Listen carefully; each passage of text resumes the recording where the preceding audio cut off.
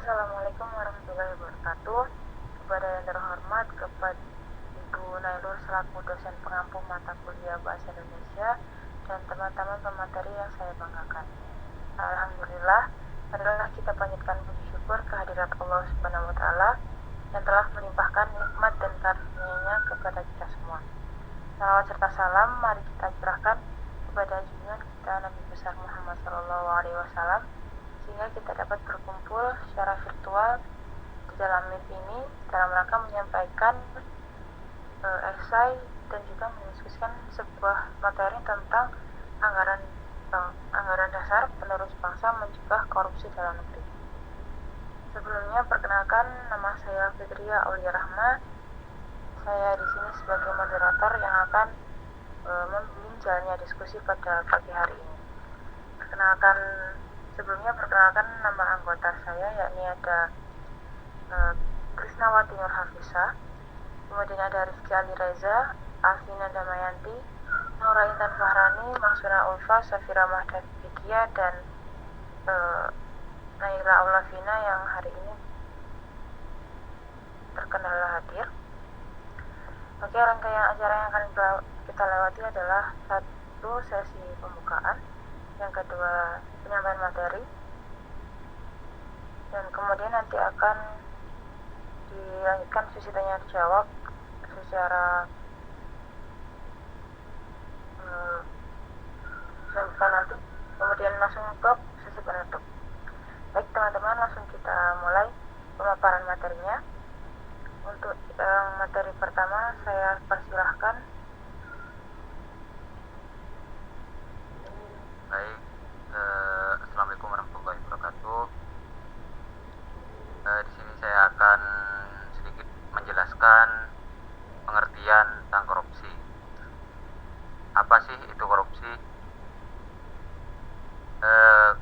Korupsi berasal dari bahasa Latin, yakni corruption, dari kata kerja corrumpere, berarti busuk, rusak, menggol, atau memutar balik, menyogok. Menurut Transparency International adalah perilaku pejabat publik, baik politikus atau politisi maupun pegawai negeri, yang secara tidak wajar dan tidak legal memperkaya diri atau memperkaya mereka yang dekat dengannya dengan menyalahgunakan kekuasaan publik yang dipercayakan kepada mereka. Mungkin hanya ini yang bisa saya sampaikan. Saya serahkan kembali. Sekian. Baik, terima kasih atas penyampaian materinya. Kemudian akan dilanjut materi yang selanjutnya. Waktu dan layar saya persilahkan. Baik, di sini saya akan menjelaskan materi yang selanjutnya, yaitu tentang bentuk korupsi. Menurut perspektif hukum, definisi korupsi secara gamblang telah dijelaskan dalam 13 buah pasal dalam Undang-Undang Nomor 31 Tahun 1999, UU Nomor 20 Tahun 2001. Berdasarkan pasal-pasal tersebut, korupsi dirumuskan ke dalam 30 bentuk atau jenis tindak pidana korupsi yang dapat dikelompokkan: kerugian keuangan negara, suap-menyuap, penggelapan dalam jabatan, pemerasan, perbuatan curang, benturan kepentingan dalam pengadaan, gratifikasi. Pasal-pasal tersebut menerangkan secara terperinci mengenai perbuatan yang bisa dikenakan pidana penjara karena korupsi. Next slide. Untuk selanjutnya, korupsi pada hakikatnya berawal dari suatu kebiasaan atau habit yang tidak disadari oleh setiap aparat, mulai dari kebiasaan menerima upeti, hadiah suap, pemberian fasilitas tertentu, ataupun yang lain, dan pada akhirnya kebiasaan tersebut lama-lama akan menjadi bibit korupsi nyata dan dapat merugikan keuangan negara. Secara umum, bentuk-bentuk karakteristik atau ciri-ciri dan unsur-unsur atau dari sudut pandang hukum korupsi sebagai berikut. Yang pertama, penyuapan. Mencakup tindakan memberi dan menerima suap baik berupa uang maupun barang. Untuk yang kedua, embezzlement merupakan tindakan penipuan dan pencurian sumber daya yang dilakukan oleh pihak-pihak tertentu yang mengelola sumber daya tertentu, baik berupa dana publik atau sumber daya alam tertentu. Ketiga, fraud merupakan suatu tindakan kejahatan ekonomi yang melibatkan penipuan, termasuk di dalamnya proses manipulasi atau mendistorsi informasi dan fakta dengan tujuan mengambil keuntungan tertentu. Yang keempat, extortion, tindakan meminta uang untuk atau sumber daya lainnya dengan cara paksa atau disertai dengan intimidasi tertentu oleh pihak yang memiliki kekuasaan. Yang kelima, favoritism adalah mekanisme penyelenggaraan kekuasaan yang berimplikasi pada tindakan privasi sumber daya. Yang keenam, melanggar hukum yang berlaku dan merugikan negara. Yang ketujuh, serta kerahasiaan meskipun dilakukan secara kolektif atau korupsi berjamaah.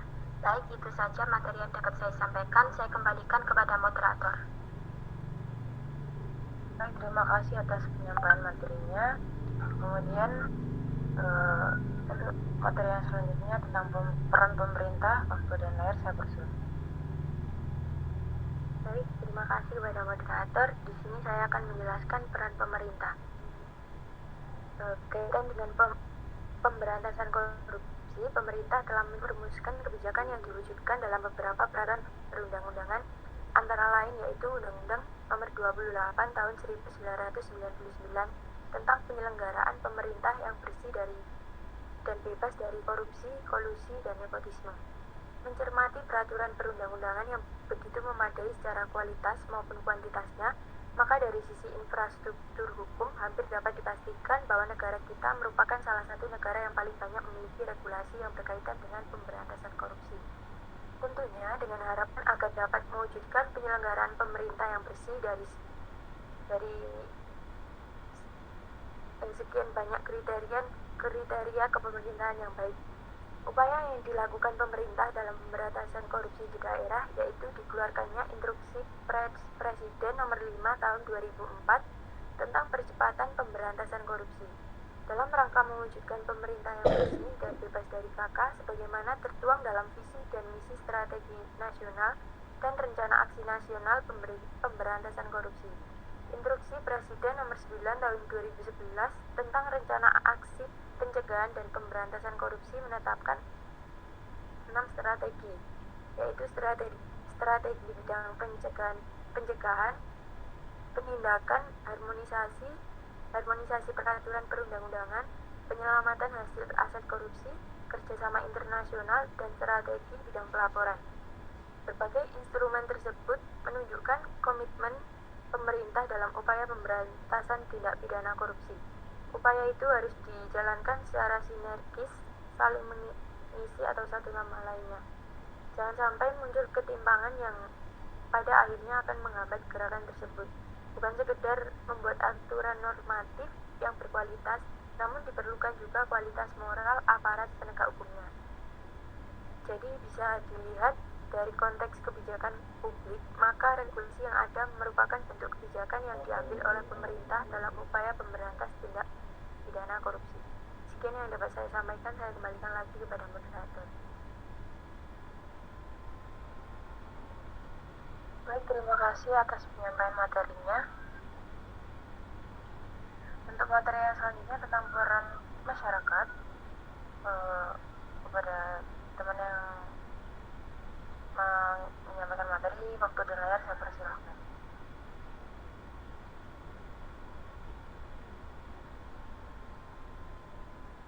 Terima kasih kepada moderator atas waktunya. Di sini saya akan menyampaikan peran masyarakat dalam pemberantasan korupsi. Pada Undang-Undang Nomor 31 Tahun 1999 tentang pemberantasan tindakan pidana korupsi dalam pasal 41 ayat 5 dan pasal 42 ayat 5 mengesahkan bahwa tata cara pelaksanaan peran serta masyarakat dan pemberian penghargaan dalam pengejahan dan pemberantasan tindak pidana korupsi perlu diatur dengan peraturan pemerintah. Peran serta masyarakat tersebut dimaksud untuk mewujudkan hak dan tanggung jawab masyarakat dalam penyelenggaraan negara yang bersih dari tindak pidana korupsi. Peran serta masyarakat dalam upaya pengejahan dan pemberantasan tindak pidana korupsi diwujudkan dalam bentuk antara lain mencari, memperoleh, memberikan data atau informasi tentang tindak pidana korupsi dan hak menyampaikan saran dan pendapat serta tanggung jawab terhadap pengejahan dan pemberantasan tindak pidana korupsi. Dalam rangka mengoptimalkan peran serta masyarakat dalam upaya pencegahan dan pemberantasan tindak pidana korupsi, pejabat yang berwenang atau Komisi Pemberantas Tindak Pidana Korupsi diwajibkan untuk memberikan jawaban atas keterangan sesuai dengan tugas fungsi masing-masing. Kewajiban tersebut diimbangi pula dengan kesempatan pejabat yang berwenang atau Komisi Pemberantasan Tindak Pidana Korupsi menggunakan hak jawab informasi yang tidak benar dari masyarakat. Di samping itu, untuk pemberian informasi yang tinggi kepada masyarakat, maka dalam peraturan pemerintah ini diatur pula pemberian penghargaan kepada masyarakat yang berjasa terhadap upaya pencegahan dan penanggulangan tindak pidana korupsi berupa piagam atau premi. Sekian yang bisa saya jelaskan, saya kembalikan kepada moderator. Baik, terima kasih atas penyampaian materinya. Untuk materi yang selanjutnya, waktu dan layar saya persilakan. Baik, terima kasih moderator. Di sini saya akan menjelaskan tentang upaya pencegahan korupsi. Jadi, upaya pencegahan korupsi sangat diperlukan. Pemberantasan korupsi tidak cukup dilakukan hanya dengan komitmen semata. Komitmen tersebut harus diaktualisasikan dalam bentuk strategi yang komprehensif untuk meminimalisasi tindak korupsi. Upaya pencegahan korupsi dapat dilakukan secara antara lain 3, preventif, detektif, dan represif. Yang pertama, strategi preventif. Upaya preventif adalah usaha pencegahan korupsi yang diarahkan untuk meminimalisasi penyebab dan peluang seseorang melakukan tindak korupsi. Upaya preventif dapat dilakukan dengan pertama, memperkuat Dewan Perwakilan Rakyat atau DPR, memperkuat Mahkamah Agung dan jajaran peradilan di bawahnya, membangun kode etik di sektor publik, membangun kode etik di sektor politik, organisasi profesi, dan asosiasi bisnis. Lalu meneliti lebih jauh sebab-sebab perbuatan korupsi secara berkelanjutan. Penyempurnaan manajemen sumber daya manusia atau SDM dan peningkatan kesejahteraan pegawai negeri. Mewajibkan pembuatan perencanaan strategis dan laporan akuntabilitas kinerja bagi instansi pemerintah. Peningkatan kualitas penerapan sistem pengadilan manajemen. Penyempurnaan manajemen barang kekayaan milik negara atau BKMN. Peningkatan kualitas pelayanan kepada masyarakat. Terakhir, kampanye untuk menciptakan nilai atau value secara nasional. Kedua, strategi detektif. Upaya detektif adalah usaha yang diarahkan untuk mendeteksi terjadinya kasus-kasus korupsi dengan tepat dan biaya murah, sehingga dapat segera ditindaklanjuti. Meliput upaya detektif pencegahan korupsi. Yang pertama, perbaikan sistem dan tindak lanjut atas pengaduan dari masyarakat. Kedua, pemberlakuan kewajiban pelaporan transaksi keuangan tertentu. Ketiga, pelaporan kekayaan pribadi pemegang jabatan dan fungsi publik. Keempat, partisipasi Indonesia pada gerakan anti korupsi dan anti pencucian uang di kancah internasional. Dan yang terakhir, peningkatan kemampuan aparat pengawasan fungsional pemerintah atau APFP dalam mendeteksi tindak pidana korupsi. Dan yang terakhir, strategi represif. Upaya represif adalah usaha yang diarahkan agar setiap perbuatan korupsi yang telah diidentifikasi dapat diproses dengan tepat, sehingga para pelakunya dapat segera diberikan sanksi sesuai peraturan perundangan yang berlaku.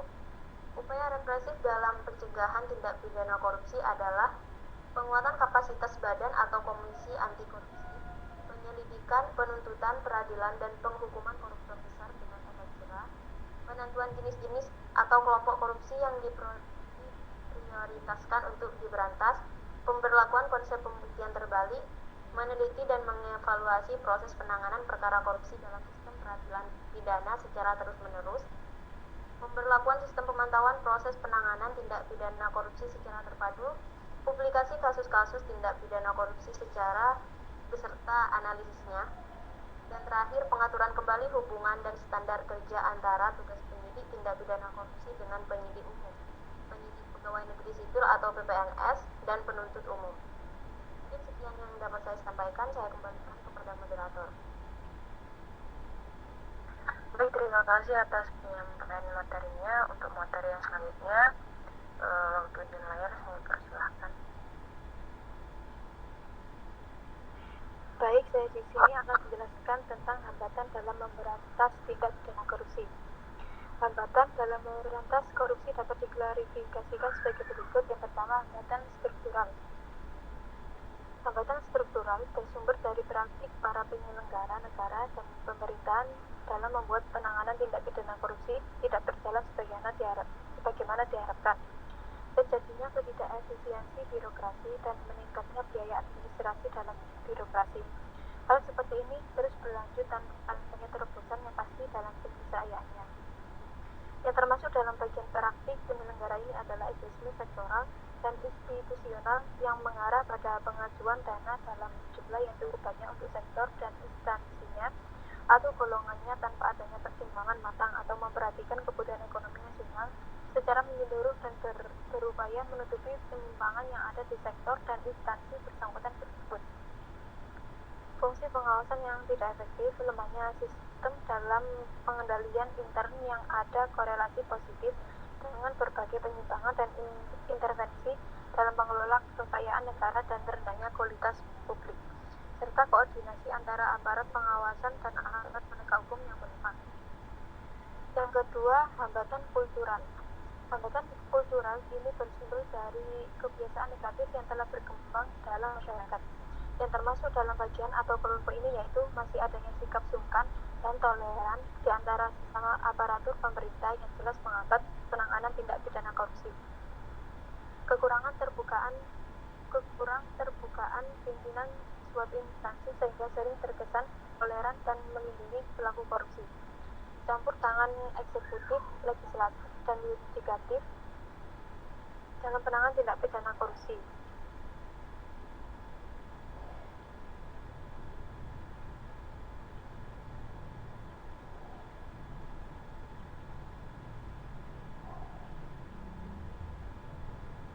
Rendahnya komitmen secara tuntas dan tegas serta sebagian masyarakat tidak peduli terhadap upaya pemberantasan korupsi. Yang ketiga, hambatan instrumental. Hambatan ini bersumber dari kurangnya instrumen pendukung yang dalam bentuk perundang-undangan yang dapat membuat penanganan tindak pidana korupsi tidak berjalan sebagaimana diharapkan. Kalaupun misalnya ada undang-undang atau aturan hukum terhadap suatu tindakan korupsi tertentu, namun dalam penindakannya terdapat berbagai pertimbangan-pertimbangan yang ada, yang termasuk dalam kelompok atau bagian ini yakni masih terdapat peraturan perundang-undangan yang tumpang tindih sehingga menimbulkan korupsi berupa penggelembungan dana di lingkungan instansi pemerintah. Belum adanya suatu identifikasi yang berlaku untuk semua kepentingan masyarakat, misalnya dalam keperluan SIM, bank, pajak, dan lain sebagainya, yang mampu mengurangi peluang penyalahgunaan dan sulitnya pembuktian dalam suatu tindak pidana korupsi. Yang keempat, hambatan manajemen. Hambatan ini bersumber dari tidak diterapkan atau diabaikannya prinsip manajemen yang baik atau kurangnya komitmen yang tinggi dilaksanakannya secara adil.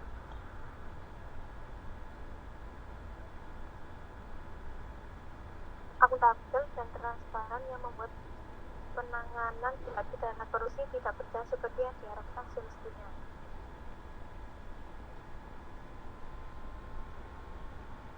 Yang termasuk dalam kelompok ini yakni kurangnya komitmen manajemen dalam hal ini pemerintah dalam menindaklanjuti hasil pengawasan, kurangnya dukungan teknologi informasi dalam menyelenggarakan pemerintah, organisasi pengawasan tidak independen, sebagian besar aparat pengawasan kurang pengawasan, dukungan sistem dan prosedur pengawasan dalam penanganan korupsi yang kurang, serta tidak memadainya sistem pegawainya yang diantaranya sistem rekrutmen. Di lain sisi, sambutan Ketua KPK dalam seminar tentang implikasi Konvensi Anti Korupsi 2003 terhadap sistem hukum nasional di Denpasar, Bali tanggal 14-15 Juni 2006 ditemukan beberapa kendala pemberantasan tindak pidana korupsi, yaitu yang pertama, mekanisme yang belum jelas tentang perlindungan terhadap pelapor dan sanksi seperti diamanatkan oleh Konvensi Anti Korupsi.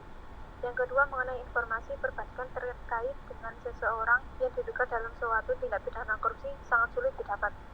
Yang ketiga, birokrasi panjang yang harus ditempuh apabila pejabat perbankan terindikasi melakukan tindak pidana korupsi.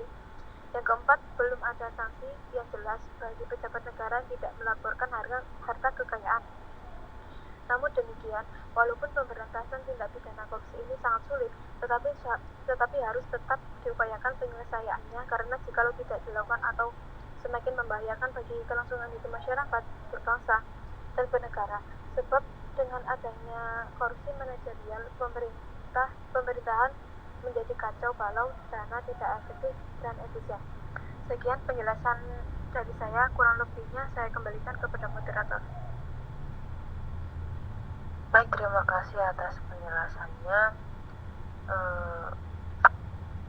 Mungkin sekian penjelasan dari kelompok kami. Dari saya dapat ditarik kesimpulan, yakni di dalam suatu negara pasti memiliki suatu permasalahannya sendiri, dan itu termasuk rahasia negara. Namun kasus korupsi ini hampir di seluruh dunia mengalaminya, dan setiap negara juga memiliki kebijakan dan upayanya sendiri dalam memberantas kasus korupsi ini. Ya, tidak hanya sedikit kerugian yang disebabkan oleh kasus korupsi, tidak hanya keuangan negara yang tidak efektif, namun kasus ini juga dapat menjadi kasus yang terus menurun. Di Indonesia sendiri, upaya memberantas korupsi dikerahkan seterbaik mungkin. Upaya pemerintah dan masyarakat ikut serta sekalian dalam memberantas korupsi. Walaupun pemberantasan tindak pidana korupsi ini sangat sulit, akan tetapi harus tetap diupayakan penyelesaiannya, karena jika tidak dilakukan akan semakin membahayakan bagi kelangsungan hidup masyarakat berbangsa dan bernegara. Mungkin sekian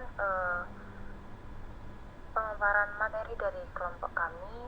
Kurang lebihnya kami mohon maaf apabila ada salah kata maupun perbuatan yang tidak disengaja maupun sengaja. Kami mohon maaf. Kami undur diri. Wassalamualaikum warahmatullahi wabarakatuh. Waalaikumsalam.